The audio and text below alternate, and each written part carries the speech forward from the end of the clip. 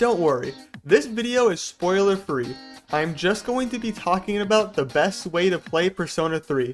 Like and subscribe if you enjoy the content, it would mean a lot if you did. For centuries, there has been debate on which is the better version of playing Persona 3.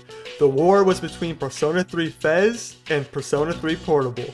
But now, we can finally put a conclusion to this war since there is a superior third party that is joining to stop the 1,000-year debate. This third party is Persona 3 Reload.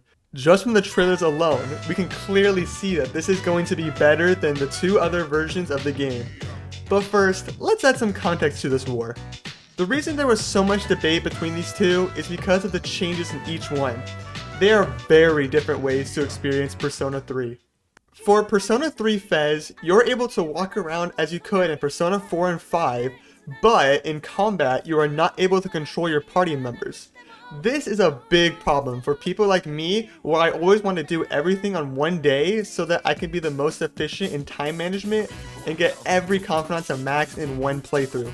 While in Tartarus and FES, your party members get tired while wandering, which adds to why it is hard to complete the area in one day. Being tired makes it so you do less damage and take more damage to yourself, which is why it's impossible to complete the whole section in one day. Also, there is a bonus story to the end of the game that I would say is not really mandatory to play since I thought it was nothing compared to the actual story of the game.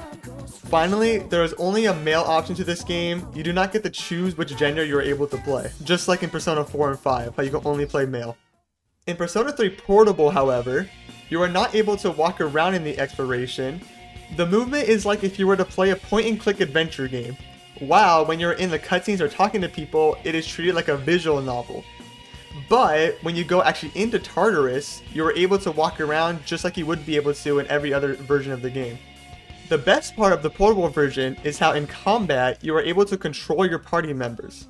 This reason alone was the main reason as to why I was not upset that the portable version was the one that got put to all platforms rather than FES. Also, while in Tartarus, the characters do not get tired as you explore, which makes it possible to do areas in one day now that you're able to control your party members and not deal less and take more damage.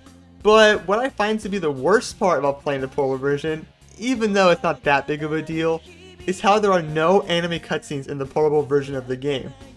I love it whenever an anime cutscene plays just because of how fun they are to watch. So it sucked when I figured out that the only version of the game that is accessible to play is the one without anime cutscenes. You can also choose whether you want to play as a male or female protagonist in this one, which I find cool since it gives the player more of a variety while also appealing to the female audience. Overall, I think the portable version is the best way to play it as of current. When you start playing Portable, you might think it is a bad experience since you aren't able to see any of the characters, only their portraits. But you get used to this the more you play it. This version also is better for a first time experience because of how much easier it is to find confidants since they stand out from the background. On my first playthrough of Persona 3, which was the portable version, I was able to get every confidant to rank 9, while my first time playing Persona 4, I was only able to get them to barely rank 5 for the first time just because you had to walk around and find them all yourself. But now, there's going to be a Persona 3 remake, which I think would beat these versions by a long shot. Looking at the trailers that Atlus has shown is giving me high hopes for this remake. At first, I was worried when I heard that they were going to change all the voice actors, but then when they released the English trailer, I was shocked at how much they sounded like the original, or just how much they fit the characters even when the voice is a little bit different. I keep hearing how people are not liking Akihiko's new voice, but I personally think that it is fine. I like the deeper voice, I think it suits his character more. This game also looks gorgeous. These trailers show how much they have improved since the PS3 hardware. It looks so much better than Persona 5 did, which is also a reason as to why I'm excited to see Persona 6 since it might look similar to this, which is just amazing. This version will most likely have you be able to control your party members, it's going to have anime cutscenes, get rid of the fatigue, and also have a system of finding confidants easier like Persona 5 did, where you can see where each one is on the map. Just thinking about all the quality of life this game can offer makes me more and more excited for this game to be released. Well, those were my thoughts on the Persona 3 remake and how it might be the best way to experience this game, but I want to know your thoughts and what you think about these trailers of the game. You already know that I'm very excited for this game, but I wonder how you all feel about it.